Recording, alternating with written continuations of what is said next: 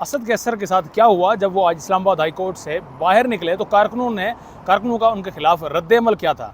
और साथ में नाज़रीन किराम आज आपको बताएंगे कि अलीमा खानम अपने भाई इमरान खान के लिए और ख़ास तौर पर उन अफराद के लिए उन्होंने क्या कहा जिनको उन्होंने कहा था कि वो इस्लामाबाद हाई कोर्ट के बाहर पहुंचेंगे। और सलमान अकरम राजा सेक्रेटरी जो कि हैं, जिनके पास ओहदा है पीटीआई का, उन्होंने गैर हाजिर MNAs के ख़िलाफ़ क्या बड़ा ऐलान किया है। कमरा अदालत में आज 190 मिलियन पाउंड के केस की जो समाअत है उसका अहवाल भी आपके सामने रखेंगे।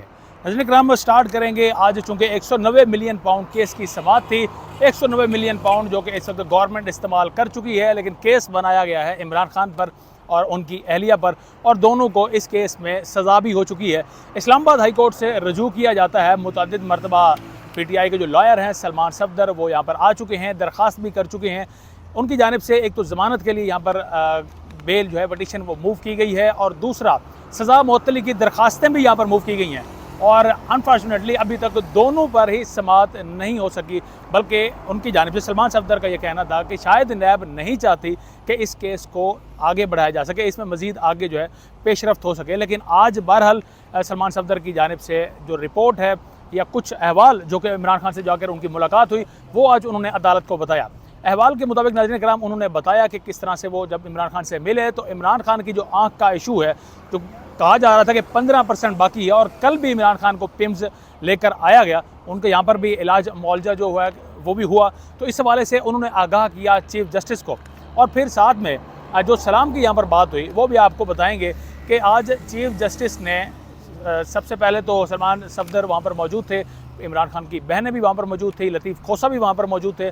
तो उन्होंने कहा कि आपका जो वज़ीर आला है सुहेल अफरीदी, वो अक्सर ये कहते हुए सुनता पाया गया है कि जनाब जब भी मैं चीफ जस्टिस के पास जाता हूँ, मैं उन्हें सलाम करता हूँ तो वो जवाब नहीं देते, तो मेरा ये पैगाम उन तक पहुँचाइएगा कि वालेकुम अस्सलाम, और उन्हें बता दीजिएगा कि मैंने उनके सलाम का जवाब दे दिया है। उसके बाद सलमान सफदर की जानिब से कहा गया कि आप कम से कम इस चीज़ का तो फ़ैसला कर लें कि आया आपने जो है सज़ा मुअत्तली की दरख्वास्तों को आपने सुनना है, या आपने बेल पटिशन जो अपील है उस पर आपने समाअत करनी है, और जितना जल्द अज जल्द हो सके आप इस तमाम प्रोसीजर को, इस तमाम मामले को जो है मंतकी अंजाम तक पहुँचाएँ। इस हवाले से चूँकि सलमान अकरम राजा भी वहाँ पर मौजूद थे, तो सलमान अकरम राजा की जानिब से बाहर आकर उन्होंने क्या बताया कि कमरा अदालत का अहवाल क्या था, ये ज़रा नाज़रीन इकराम खुद मुलाहिज़ा फरमाएं। सज़ा मुअत्तली की दरख्वास्तों को सुनना है या मेन अपील को सुनना है। आज जो रवैया था, जो नैब की तरफ से भी बार बार कहा गया कि आप मेन अपील को ही सिर्फ सुनिए, बाकी तमाम बातों को नज़रअंदाज कीजिए, वो इंतहाई इंसानियत सोच था। कोई इंसानियत की रमक हमें नज़र नहीं आई कि इस तमाम रुदाद के बाद, और सलमान सफदर ने कहा कि मेरी बात कभी गलत साबित नहीं है, हर अदालत ने मुझ पर एतबार किया है, मुझे भेजा गया खान साहब की हालत मालूम करने, और मैं आपको वो बता रहा हूँ जो सच है। अगर इसमें कोई झूठ है तो आए सुपरिटेंडेंट जेल अडयाला और आके बताए कि क्या हकीकत है।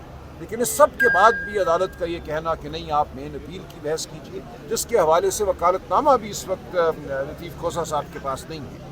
हमने वकला की जो टीम मुरतब करनी है, उस टीम के लिए वकालतनामे भेजे हुए हैं। अडयाला जेल कई महीनों से किसी भी मुकदमे में खान साहब के हमें वकालतनामे उनसे साइन करवा के वापस नहीं दिए जा रहे। तो ये एक ऐसा माहौल है बर्बरियत का जिसकी मिसाल नहीं मिलती, मैं समझता हूँ, पिछले कई 100 साल में।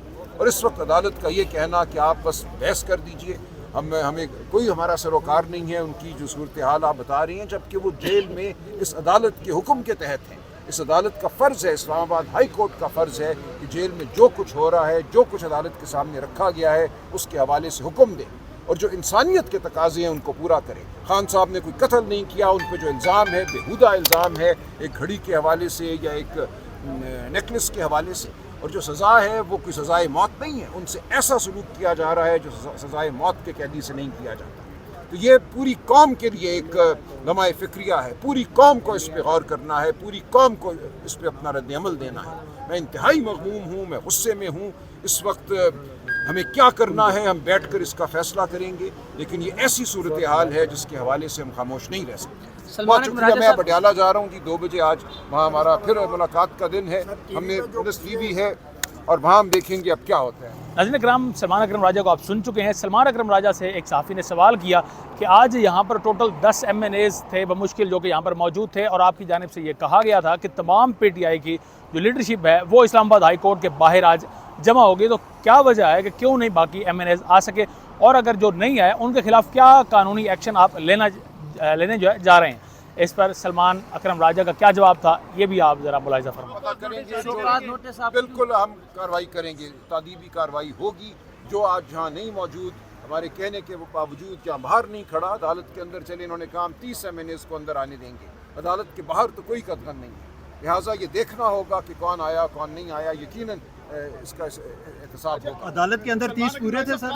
मैंने अभी नहीं देखा, मुझे नंबर मिल जाएंगे। आपने कहा था डायरेक्शंस दी थी MNAs को कि वो आए जी बिल्कुल, पार्लिमानी पार्टी के ग्रुप में, की बातों को फॉलो नहीं किया देखिए जा रहा। पार्लिमानी पार्टी के ग्रुप में आमिर डोगर साहब चीफ विप हैं, उन्होंने बिल्कुल ये हर एक को इतला दे दी थी। वहाँ मैंने भी अपना एक नोट लिखा था कि आज आना है, लेकिन अगर लोग नहीं आए तो उनको जवाब देना होगा। नाज़रीन कराम, इस समाज को आप अहवाल जो है वो सारा सुन चुके हैं। असद कैसर जब इस्लामाबाद हाई कोर्ट से बाहर आते हैं, बाहर आने के साथ ही वहाँ पर एक कारकुन था PTI का, उनकी जानिब से उनके खिलाफ जो है नारेबाजी भी की गई, और क्या कहा गया इस वक्त फुटेज भी आप साथ साथ देख रहे हैं। वो इनको बेसिकली समझते हैं कि शायद ये जो लीडरशिप है ये मैनेज हो चुकी है, इसी वजह से इनके खिलाफ इस तरह के उनकी जानिब से ज़बान जो है वो इस्तेमाल की जा रही है। मज़ीद आप ज़रा इस फुटेज को देखें।